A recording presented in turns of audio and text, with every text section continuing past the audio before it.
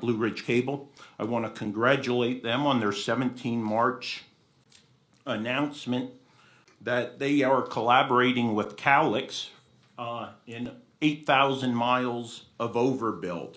So basically, where they have existing cable infrastructure to upgrade the service for the more than 250,000 homes that they serve.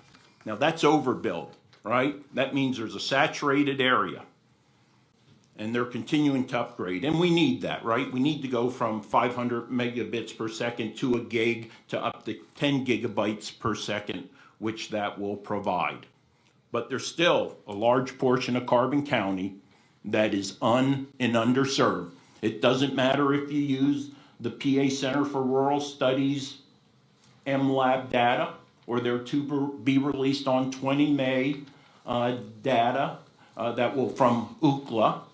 The fact is a large percentage of Carbon County residents are not being served by the providers here in Carbon County.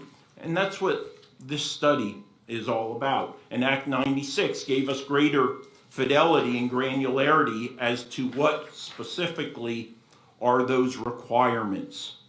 So I'd like to mention that for those who are underserved. So it's those college or high school students trying to teleeducate from up in the edges of Packard Township, Lehigh, Luzanne, East Penn.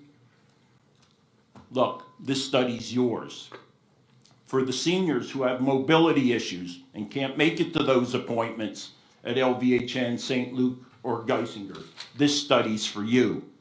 If you're a disabled vet, can't get up to Wilkes-Barre or down to Allentown, VA, this study's for you also.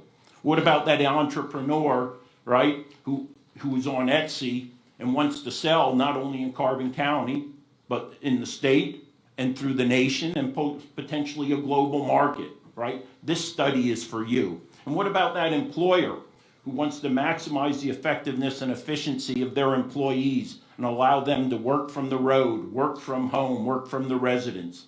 Those county employees who would like to see a policy where certain offices or jobs might have that opportunity to ensure better service to the residents. This study is for you. Now, I'm focused on helping rise the tide. And we know that when we rise the tide, all ships go up. But the fact is, all ships don't go up equally because some are more heavily laden than others, right? So it's not simply being fast, accessible, consistent, reliable broadband, but it's also about affordable broadband. And we as consumers have to make some decisions. I'm not saying I'm looking to help individuals go from 25 TV channels to the digital plus, 100 plus, right? That's not what this is about.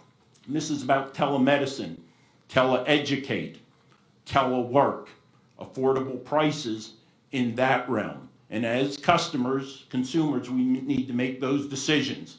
Can I get rid of the $144 digital plus and simply rely on the $69 comparable service provided by Hulu, YouTube TV, Fubo TV? I think you can. I cut the cord a week ago Saturday, saved myself $144, and I still have access to all the same channels that I had just 2 weeks ago. So I'd ask you to consider that as we try to help you have the access you need and that you have the resources to pay for that service that you need to be competitive, to educate, take advantage of telemedicine in Carbon County. I want to thank Blue Ridge Cable, lastly, for their willingness to continue to contribute in the study and provide data that's going to help inform it. Design 9 will be hosting a town hall meeting with the hospital networks. That'll be followed up by a town hall meeting with the libraries who are part of the anchor institutions, with the businesses, and then we'll bring in the internet service providers. And lastly, Carbon Lehigh, Carbon County Technical Institute, and the intermediate unit as they serve the entirety of the county. So I want to thank residents who responded to the survey, because your input is going to help us more clearly identify where our gaps are.